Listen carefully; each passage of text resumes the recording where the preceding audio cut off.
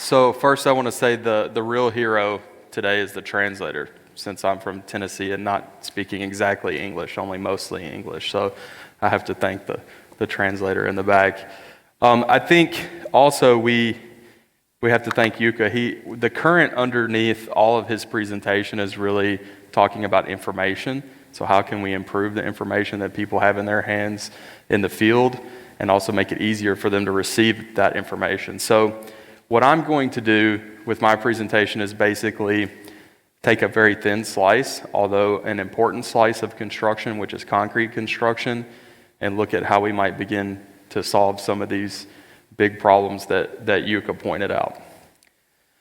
So for us, particularly Trimble, the concrete ecosystem is comprised of structural engineering, what we call CIP construction or cast in place construction, which is concrete that's cast on the site, including rebar detailing and fabrication, and then the formwork manufacturers, but then also precast construction. So what I'm going to focus on today is sort of what we can do for the cast in place portion of the ecosystem, which is offer a world-class information creation, management, delivery tool set, and have it be unique and innovative. And yeah, so let's get started. So in general, cast in place concrete refers to any contractor that's casting the concrete on the site, but also includes their supply chain partners like formwork companies like our guest Doka, that you should stop by their booth. That's a shameless plug for them out there. The ready-mix concrete suppliers, rebar fabricators and detailers, and all the many other people that work tirelessly to make sure that the concrete is cast on the site. Now, people choose cast-in-place concrete for several reasons.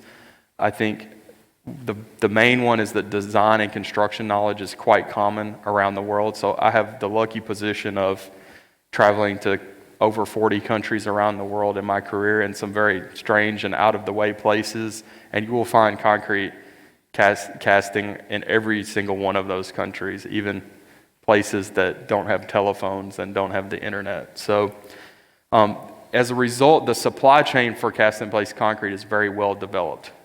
So it's developed doesn't mean it runs very well. It just means it's there and it's working.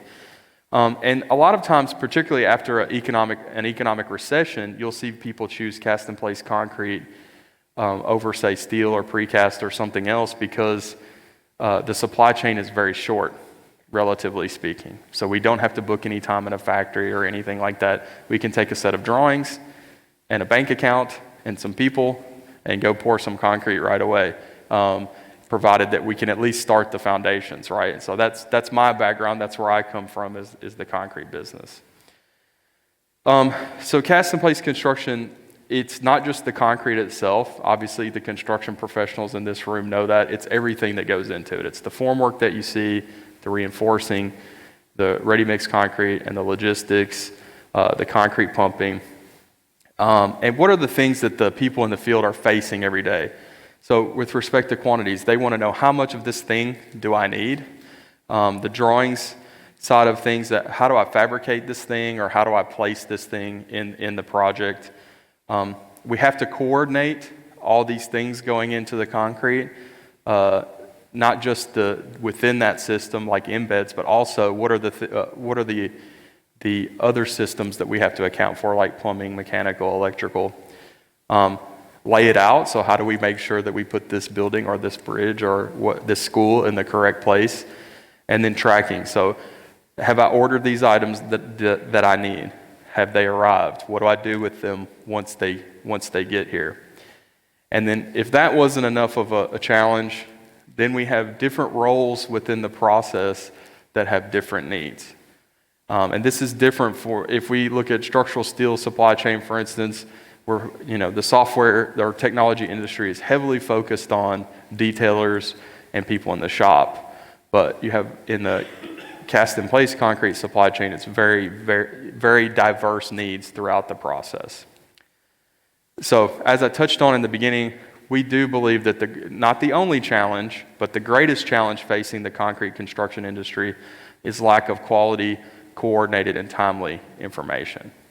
So it's not enough just to create information or deliver information, but it also needs to be good information. And we're going to hear from Kim some new methodologies for delivering that information to the job site right at the work phase.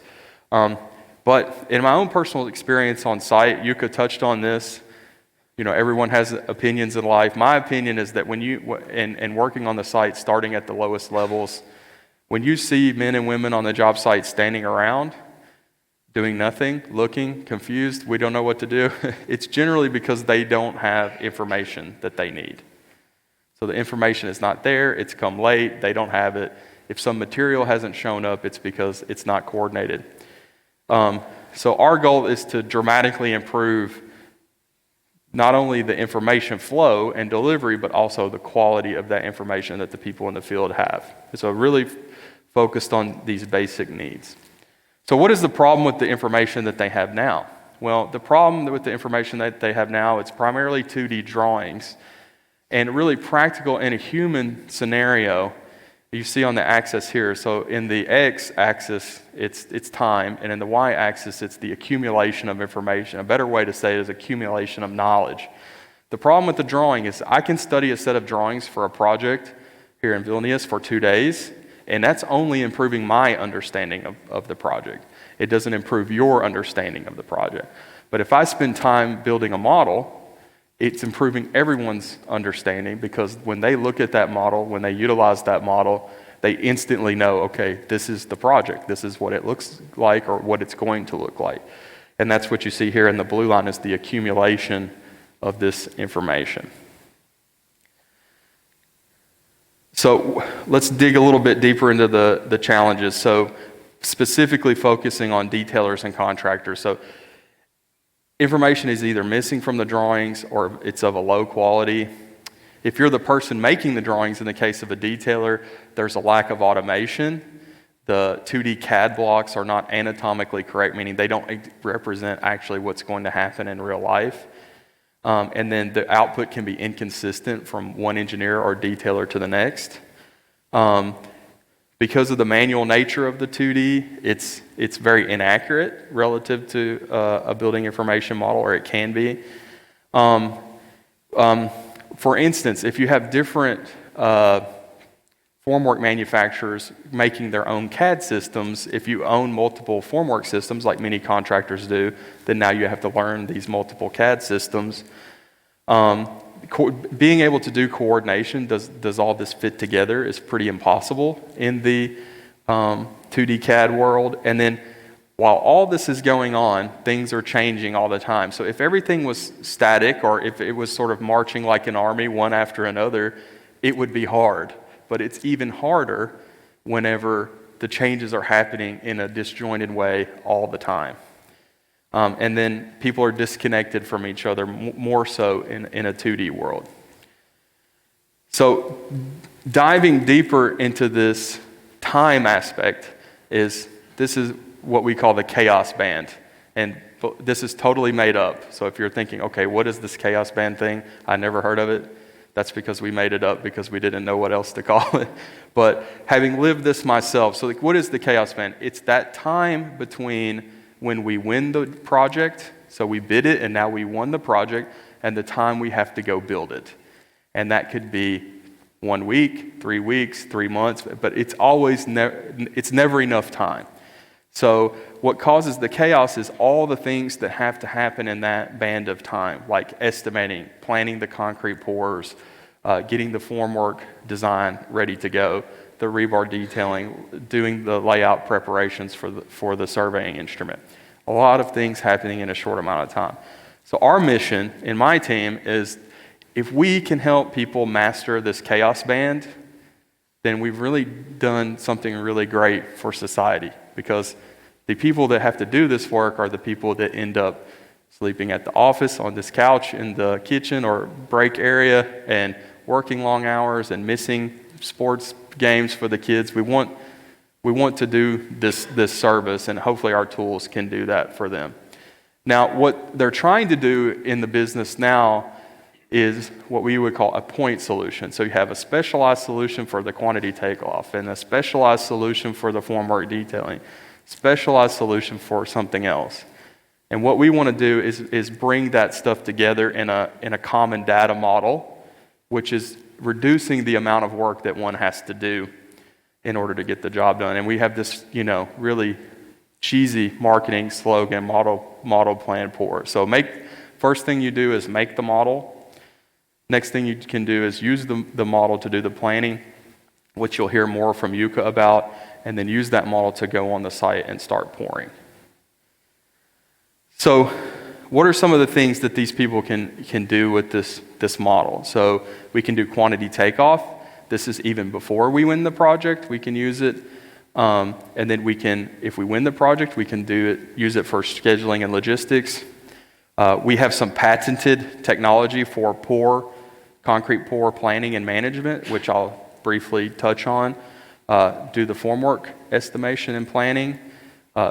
Reinforcement, not only for reinforcement detailing, but also simply to get quantities or coordinate with other systems like embeds, which you see here in the anchor bolts and embeds.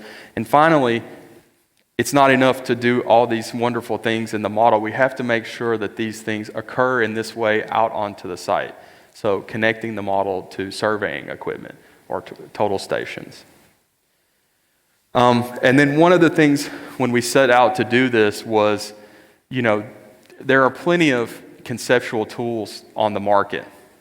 So just to do basic concrete geometry, a little bit of this, a little bit of that. If we're going to make construction grade tools, then it has to have the construction information.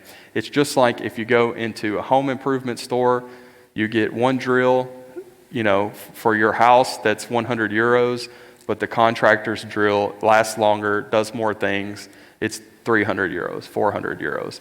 This is sort of the BIM equivalent of that. We want to focus on this high level of development, construction level of detail. So people always ask me, we have customers doing nuclear power stations like you heard in the introduction.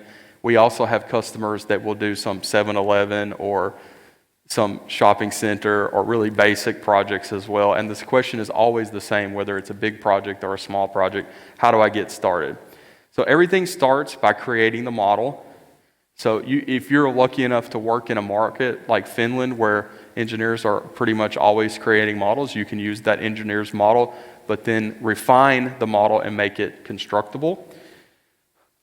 You can create the model by looking at the drawings. So we still have many customers in different corners of the world that will get some PDFs or even printed drawings and look at those and make the model from that. Or you can create the model by tracing the CAD or PDF drawings. So if you want to have a global technology that's adopted around the world, like we have, you have to meet the people where they are, right? So if someone's not working with a person who's modeling, they need to be able to use this tool as well. So when we do this, the model becomes the information hub for all the information related to the concrete. So this is just a quick look at how this works. If you've never used the BIM tool, this is just kind of a quick introduction of how it works. If you have, you will probably be very bored. So, but don't worry, if we take a picture of you and you're sleeping, we can use the Photoshop to put some fake eyes into place. So here we brought in a PDF and we can trace it here. We can specify the size, the strength, the mix design. So any sort of attribute you wish to put, you can put. Probably if you're making this model before the bidding, if you're in the bidding phase, you're putting the absolute minimum amount of information, right? Because you're just quickly trying to get some good quantities for the bid. Just jump ahead a bit here. So we just modeled a slab, and you will start to see the pour technology coming into place. So in a moment, you'll see that the two slabs were modeled separately, and then we're going to adjust the slab, and we purposely put them at the wrong level so you could see the example.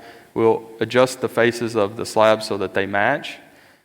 And even though they were modeled separately, what they will do is merge. And they're merging because of our pour technology. So if concrete is the same mix design or strength, and it's touching or overlapping, then it automatically merges. And then later, if you want to break the concrete, you can break the concrete. So inherently, what it's doing is it's understanding the behavior of the concrete, and that's really the patented piece, is that it understands how the concrete is supposed to behave. And that's essential in creating a data model that is going to match the way you work. So we see another example here is that we had in the early days, people were saying, okay, the reinforcement zone for the beam is always from the bottom of beam to the top of slab, but I don't want to have the duplication in the concrete quantity. So that's another adjustment that we made. So you can have the correct reinforcement zone, but then also it's deleting automatically the duplication in the quantities.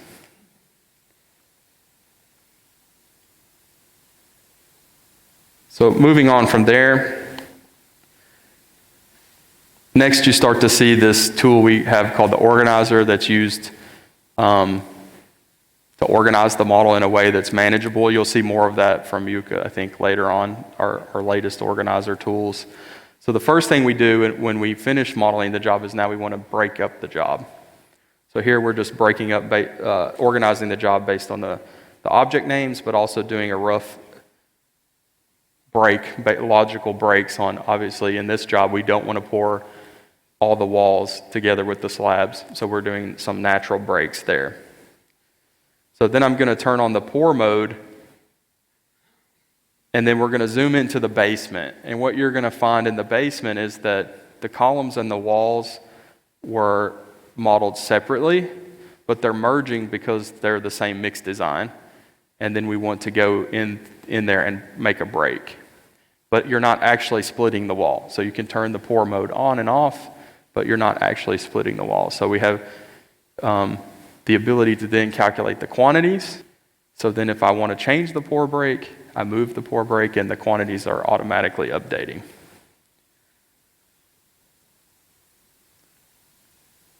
And now we have the shaft walls. They're all showing now as one pour, and then we can go vertically break those. Now what those pours will later become is sort of like an assembly. So then it can sense, it has an awareness or understanding that, okay, I have this rebar is inside me or touching me. This formwork is touching this pour. And then you can begin to create quantity takeoff specifically by pour automatically, or drawings by pour automatically as well. So it really becomes sort of a management unit for the concrete contractor. So now we can look at some of the workflow things. So if I want to visualize the sequence of the pours, I can apply some colorization automatically. It seems like a small thing, but if you're working on the site, that could be very valuable to see it that way. And now I want to create some pour drawings. So I'm telling the Tekla Structures to make some pour drawing for me. Then it makes the drawing. And then I can begin to do things like place the dimensions or some elevations. And here we see the quantities are automatically populating on the drawing. And that just goes back to this thinking that if we can have the information in the hands of the people in the field when they need it, and it's good quality information, that's quite useful for them because now they don't have to calculate these quantities. And here we show making a section through the elevator shaft there. We can place it there. And even we see some of the planning information included in the drawing, like the dates. So now I made a drawing for pours 1 through 5. So if I want to then make individual drawings for each pour and print those or deliver those to a tablet in the field, I can use a filter to only show pour 0, show pour 1, so on and so forth.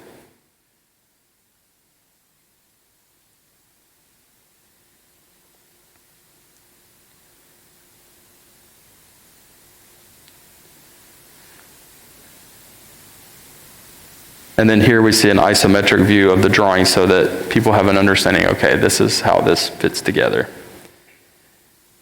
And in a later presentation, this is a very basic project. You'll see some customer examples that I'll introduce you to that are much more complicated as well. So here we've made a drawing elevation of the footings with some spot elevations. And then if you change the model, then the drawing is automatically changing and automatically clouding the drawing as well.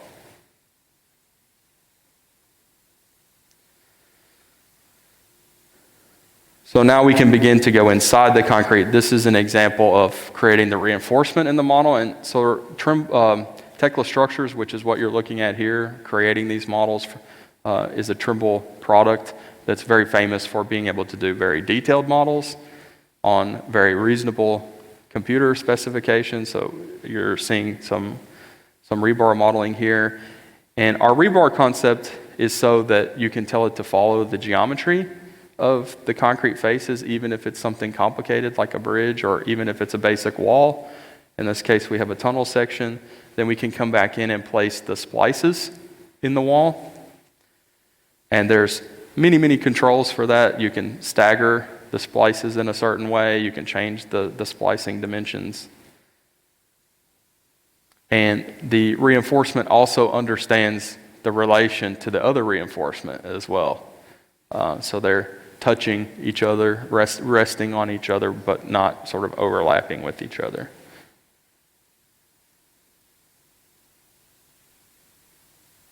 So we're using this concept here to put the geometry based on that face, but then also extending the bars beyond that. Another way to work is if you don't want to simply follow the geometry, but you want to pick a shape from a catalog, a fixed shape from a catalog, you can do that as well. And it's very interactive because when you pick the shape and then you're hovering over a certain area in the model, it gives you this light blue preview like you see here in the top before you click it. So it gives you some sense of what's going to happen before you click it.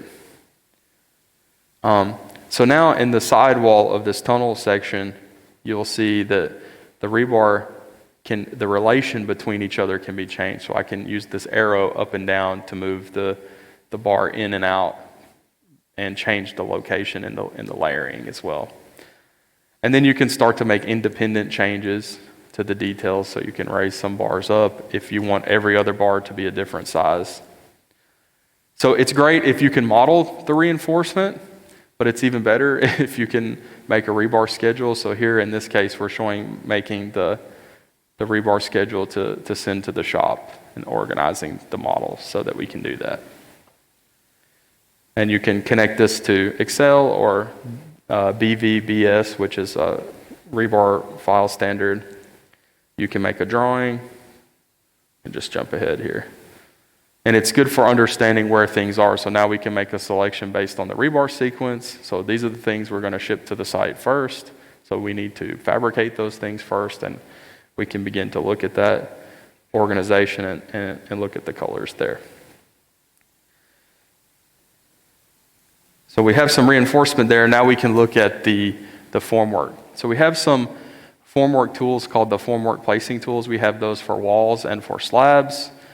And we have a thing called Tekla Warehouse where you can download these tools from companies like Perry and Doka and others. And you start with the logic system is built into Tekla Structures, and then you download the contents from the warehouse. So you start with the conditions, so corners, T's, intersections, X's, this kind of cases, and then you fill the panels in between. And it's not only the geometry, so each one of these formwork objects actually has the article number or the part number inside of it. It understands its shipping weight, and it's geometrically correct. So if you do coordination, then you can see that if things are clashing and this sort of thing. So we put the panels, then we put the fillers. And it's very intuitive and interactive. So if you want to change the size of the panel or even the manufacturer, you can do that on the fly, or you can mix manufacturers on the same job if you like. And if you'd like to see more of this, please feel free to stop either by our stands here on the wall outside, but also the DOCA stand as well. So what are the benefits in pre-construction? This is before we win the project. The first benefit, it's visual. So reading drawings is definitely a skill, and it's a skill that some people have and some people don't. So having this 3D visualization, the BIM nerds often forget how important that is because we just take it for granted, right? But it's very important. It's faster. It's a faster way to work. It's connected. So it's connected throughout the process. So if I make a model in pre-construction, that information's not dying in pre-construction. A lot of times in this 2D offline world, that information dies and has to be recreated when we go to build the project in construction. And so because the work is not lost, then that reduces errors, it reduces duplicated work, and it reduces rework. So what are the benefits in construction? The benefits in construction it's the same as pre-construction in the first bit. It's visual, it's fast, it's connected.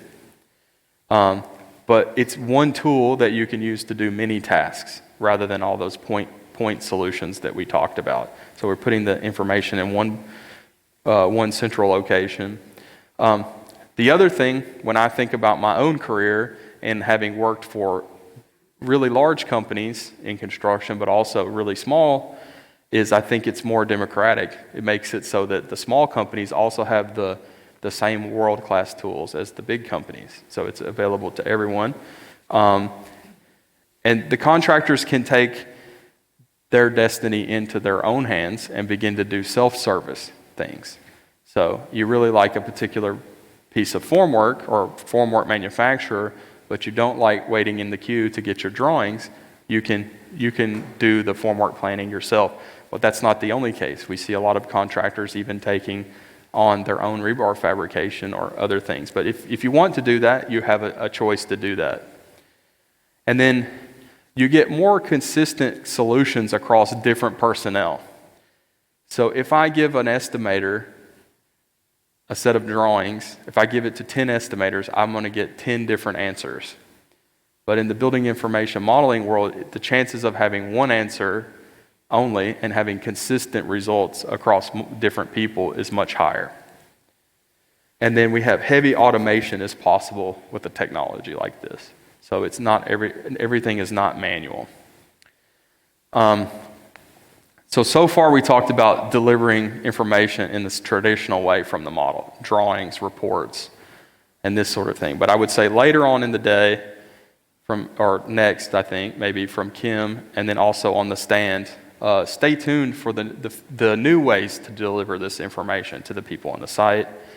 So this is an example of the HoloLens just briefly from the formwork perspective. It's a bit of a delay between what you see from Teemu and what you see on the screen. So they're having a look at some DOCA formwork. How's this going to go together on the site at Val? So you kind of get the idea.